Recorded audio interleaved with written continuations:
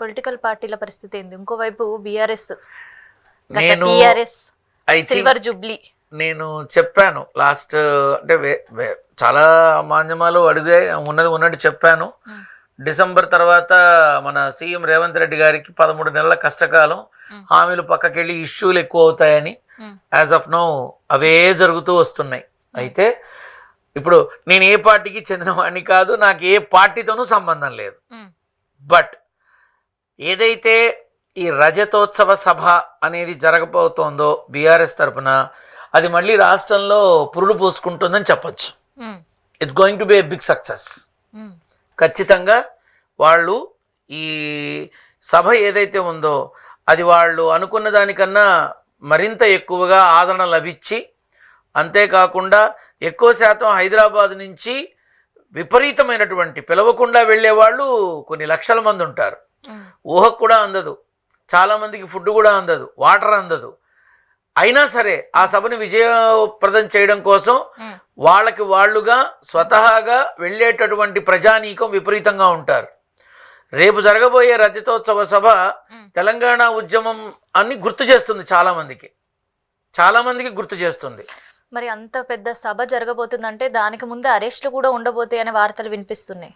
ముఖ్య నాయకులకు సంబంధించి నేను చెప్పాగా, వాళ్ళవి అరెస్టులు ఉంటాయి, ముందు ఉంటాయి, తర్వాత ఉంటాయి, ఖచ్చితంగా ఉంటాయి. డిస్టర్బెన్స్లు ఉంటాయి.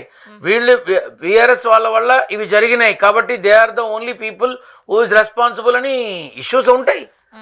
ఉన్నాయి, తప్పకుండా ఉన్నాయి, ఖచ్చితంగా ఉన్నాయి. కానీ ఆ రజతోత్సవ సభ మాత్రం మళ్ళీ తెలంగాణ ఉద్యమానికి ఊపిరి పోసిందా అని ఆ రోజుల్లో ఎలా అనుకున్నారో, మళ్ళీ తెలంగాణలో బీఆర్ఎస్ ప్రభుత్వానికి ఊపిరి దొరికింది అని అనుకుంటారు.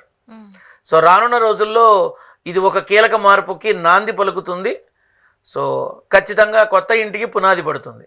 ఎట్లా చెప్తారు? ఎవరైనా చెప్పిర్రా బీఆర్ఎస్ నుంచి లీక్లు ఏమన్నా వచ్చినాయా మీకు? ఎవరు? BRS party. నేను ముందే చెప్పా, నాకు బీఆర్ఎస్ కానీ, కాంగ్రెస్ కానీ, టీడీపీ కానీ, జనసేన కానీ, వైసీపీ కానీ, అసలు తెలుగు రాష్ట్రాలే కాదు యావత్ భారతావనిలో ఏ పార్టీతోనూ నాకు సంబంధం లేదు.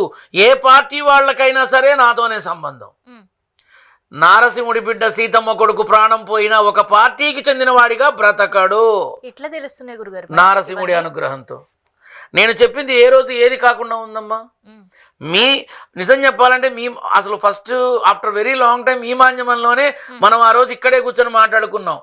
ఎర్రవరం గురించి మాట్లాడుకున్నాం. మళ్ళీ పేరెత్తరు అన్న ఎత్తారా ఇప్పటిదాకా ఎవరన్నా? అలాగే కొన్ని చెప్పడం జరిగింది, రాజకీయపరమైనటువంటివి జరుగుతున్నాయి కదా. ఏదన్నా జరగకుండా ఉందా? నారసింహుడి అనుగ్రహం వల్లే కదమ్మా జరిగేది. నా దగ్గరే ఉంది.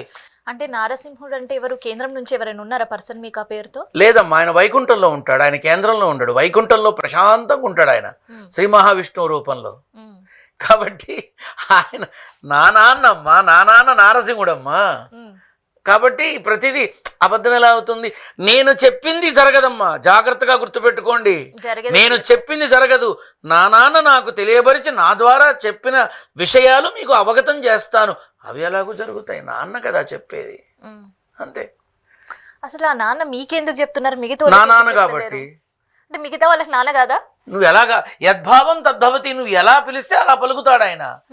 ఇప్పుడు అంటే నా డౌట్ ఏంటంటే ఆ అదృష్టం కావచ్చు, అవగాహన కావచ్చు, అది కేవలం మీకు మాత్రమే ఎందుకు సొంతం అవుతుంది? నాకు మాత్రమే ఎందుకు సొంతం అవుతుందంటే గుండెల మీద నారసింహుడిని, గుండెల్లో మా అమ్మని పెట్టుకు బ్రతుకుతున్న నారసింహుడి బిడ్డను నేను, సీతమ్మ కొడుకును నేను. 10 సార్లు చెప్తా, విసుగు రావచ్చు, చిరాకు రావచ్చు, కానీ మాటకు ముందు మాట తర్వాత నా నాన్నని తలుచుకుంటూ మాట్లాడతా. కాబట్టే ఇలా ఉన్నా. ఇప్పుడు నాకు మాత్రమే ఎందుకు దక్కుతుంది అంటే నా నాన్న, అంతే. నేనేమని చెప్పను? నా దైవం నా తల్లి, నేను మా అమ్మని పూజిస్తా, నారసింహుడిని ప్రేమిస్తా, నా నాన్న, అంతే. ఒక తండ్రిని బిడ్డకి తండ్రికి మధ్య ఉండే అనుబంధమే గొప్పది, అంతే కదమ్మా. కాబట్టి నేను ఇంతమందికి ఇలా సేవ చేయగలుగుతున్నాను, ఇలా చెప్పగలుగుతున్నాను. గుర్తొచ్చింది, నువ్వు అడిగావు నన్ను కేజ్రీవాల్ సంగతి. ఇదే డయాస్ మీద మనం మాట్లాడుతున్నప్పుడు కేజ్రీవాల్ సంగతి ఏంటంటే గెలవడు అని చెప్పా ఆ రోజు నేను. అదేంటండి నిజాయితీ పరుడు అని నువ్వు అడిగావు. గెలవడు, ఇంకో 2 టర్మ్స్ దాకా అవకాశం లేదు. ఢిల్లీ నుంచి కేజ్రీవాల్ తాలూకా వాళ్ళు వస్తేనే నేను చెప్పా, మూటా ముల్లే సర్దుకుని ఇంటికి పోండి, ఇక లేదు మీకు అని చెప్పా. వాళ్ళకే చెప్పాను నేను. మీరేమన్నా దేవుడా, మీరు చెప్పింది అవుతాయా అన్నారు. అప్పుడు నేను ఒకటే అన్నా, నేను మామూలు మనిషిని, కానీ నా నాన్న మాట అబద్ధం కాదు, మీరు గెలిస్తే ఆ జన్మాంతం నేను నా మెడలో నా నాన్నని తీసేస్తా, నేను గెలిస్తే అప్పుడు మీరేం చేస్తారు అంటే ఇంకెప్పుడు ఎన్నికల్లో పోటీ చేయను అని అన్నాడు ఆయన. జరిగింది అదే. కాబట్టి భక్తికి భగవంతుడికి భక్తితో ఉండాలి, కానీ నమ్మకంతో కూడిన భక్తి ఉండాలి.